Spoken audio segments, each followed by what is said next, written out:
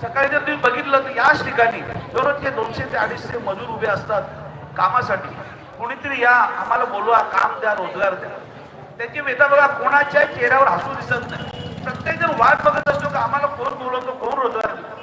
अरे तुम्ही एवढं बघा, लोकांच्या भावना बघा. आणि तुम्ही लोकांना चिरीमिरी पैसे घेता, 100 रुपये सौदा करता, 200 रुपये सौदा करता.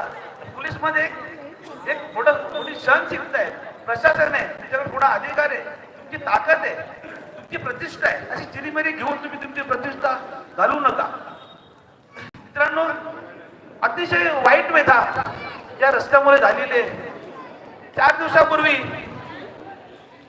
मला वाटतं, माझा आठवत नाही वार, रविवार असेल होते, त्या दिवशी ती ट्रॅफिक झाली होती. ट्रॅफिक, माझ्यासारखे अनेक सहकारी या ट्रॅफिकमध्ये अडकले होते. मी घरातून 4:30 वाजता निघालो आणि घरी मला येता येता जवळ 4:30 वाजले. रस्त्यात कुठल्याही प्रकारे मला अज्ञान नाही, म्हणजे काही नाही. रस्त्यात कुठेतरी पाणी प्यायचा आणि गाडीतच थांबायचा. मला सांगा, मी जर 4:30 वाजता घर सोडल्यानंतर माझ्या घरच्या माणसाची माझ्याबद्दलची भावना का असेल? आपल्या घरचा प्रतिनिधी जेव्हा बाहेर जातो तेव्हा आपली घरची माणसं आपली किती काळजी घेत असतील. आणि मी 4:30 वाजता जेव्हा घरी गेलो तेव्हा अक्षरशः मी, मित्रांनो, 2 दिवस आजारी पडलो होतो. माझ्यासारखे, मी हा माझा जरी उदाहरण देत असले तर माझ्यासारख्या अनेकांचे हेच प्रश्न, अनेकांची हीच व्यथा, अनेकांवर हेच अन्याय होत असतील.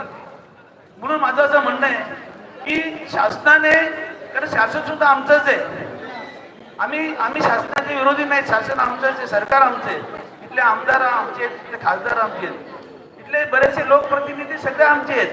मग सगळे आमचेच असताना आमच्यावर जाण नाही का? मला वाटतं सगळे आमचे जेवढे प्रतिनिधी आहेत, आमचे जेवढे शासन करते त्यांनी आमच्यावर, आमच्या या व्यथा, आमच्या भावना त्या त्यांनी समजून घ्यायला पाहिजेत. आणि माझ्यासारख्या असंख्य लोकांवर जे अन्याय होतात ते अन्याय दूर करण्यासाठी त्यांनी प्रयत्न केले पाहिजेत. आणि असे खरं म्हणजे एवढी मोठी ताकद असताना, राजकीय ताकद आपल्या बाजूने असताना श्रमजीवी संघटनेला असं आंदोलन करण्याची गरजच यायला नाही पाहिजे होती. पण ती येते, ही खेदाची गोष्ट आहे. मित्रांनो, मला इथं बोलण्याची संधी दिली, धन्यवाद. आणि सगळ्यांना जिंदाबाद. धन्यवाद भाऊ.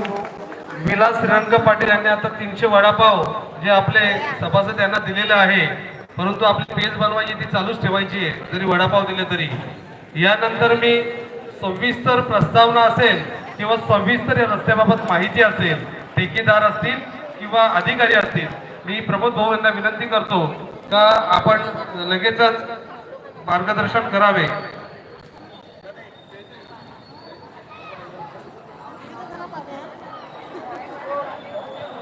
आर्यन आदिवासी फाउंडेशन महाराष्ट्र राज्य यांचाही पाठिंबा आलेला आहे.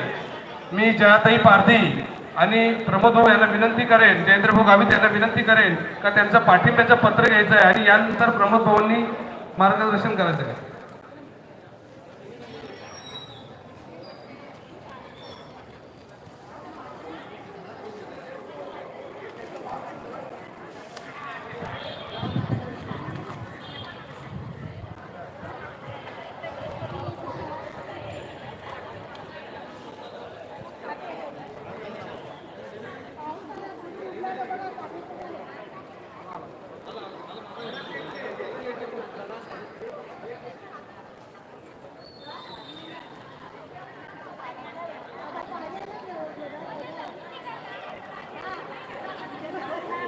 आपण त्याची आतुरतेने वाट बघत होतो की सविस्तर आपल्याला जी माहिती पाहिजे, कारण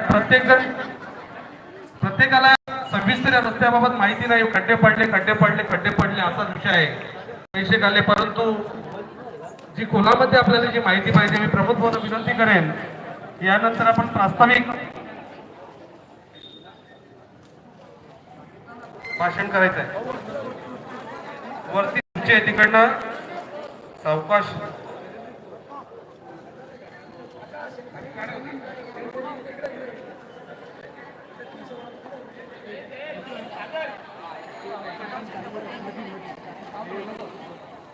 बाकीच्या सर्व सभासदांनी खाली बसायचं आहे. माझी विनंती असेल तर सर्वांनी खाली बसा, खाली बसून घ्या आणि मध्ये कोणी उभे नका. एका साईडने जर आपल्याला शूटिंग वगैरे करायची असेल तर एका साईडने करा, जेणेकरून का बाकीचे सभासद आपल्या मागे उभे आहेत